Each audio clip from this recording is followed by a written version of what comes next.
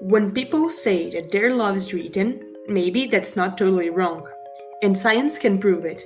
These emotions has more biology than many people would think of. When you feel attracted to someone, there is more of how his eyes are deep or how beautiful is her smile. Actually, each one of us have our own answers inside each of our 10 trillion cells in our body. It is written, but in our genes. Let's begin with the principle of all humanity, the evolution theory. Way in the past, our ancestors would have higher survival rates if their parents worked together.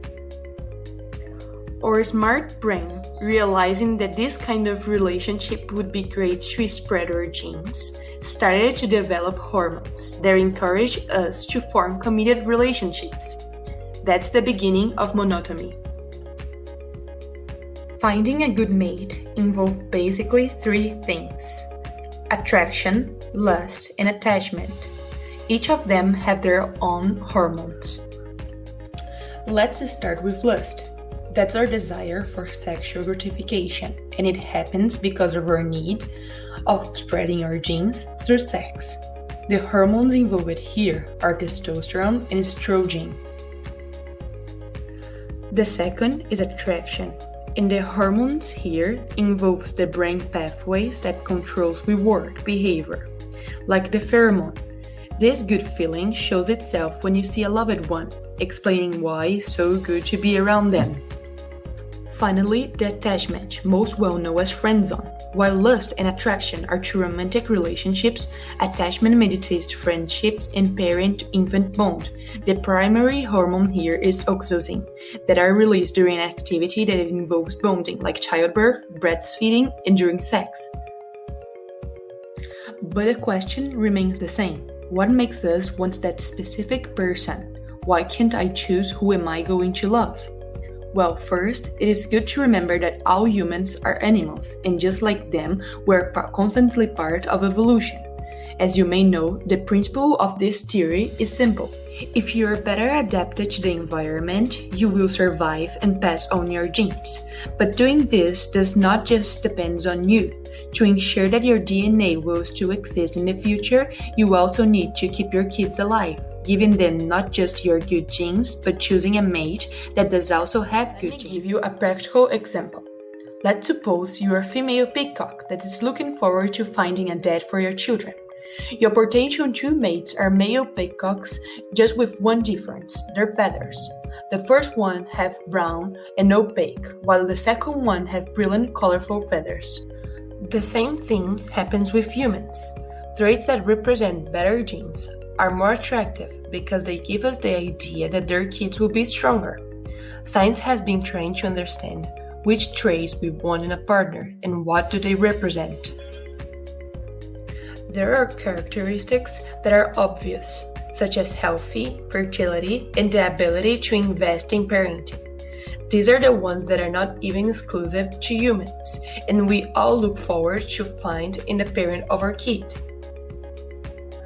But there is also an individual preference. It is very unlikely that your ideal mate is the same as mine. But even these preferences are possible to predict. You are more likely, for example, to find someone more attractive if he or she is physically similar to your parents. That's simple.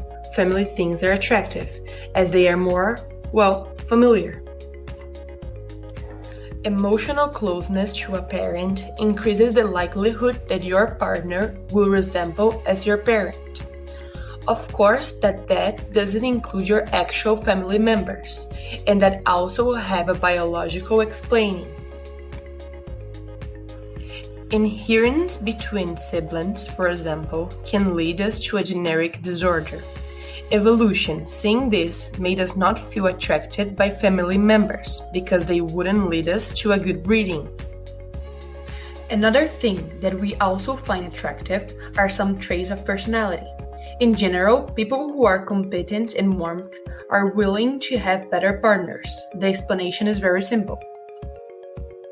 Competence and warmth are things that you don't want just for you, but also for your kids. You are more likely to be a good parent if you have these traits.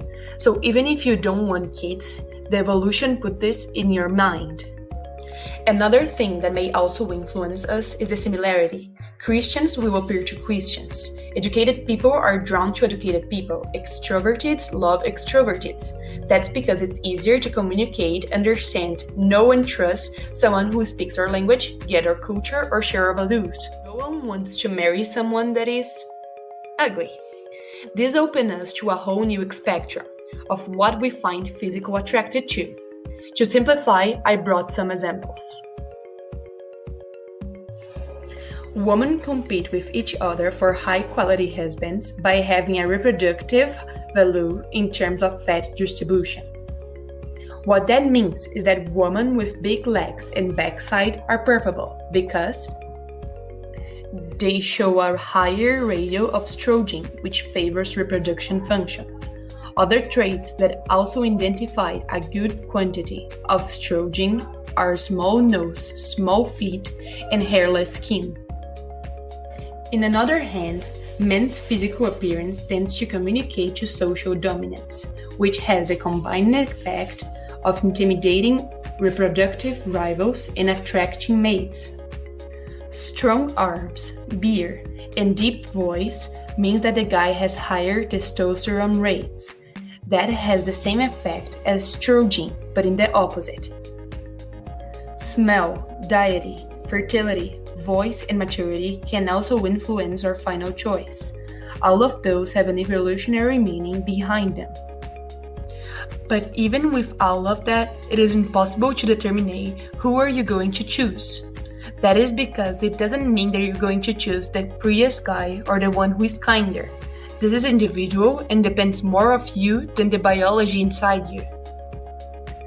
So what actually happens is that evolution leads us to understand what we want in our partner, but not actually the one. Biology and society direct us to the right store, one that has the items to fit our budget, taste, and need. However, they cannot determine which items are we going to buy. That we decide by ourselves, using a subjective internal process that is obscure and does not necessarily obey the dictates of rationality, evolution, cultural pressure, or even our own conscious will, plans, or intentions. So how Renato Russo would say, who will say that there is a reason in the things done by heart?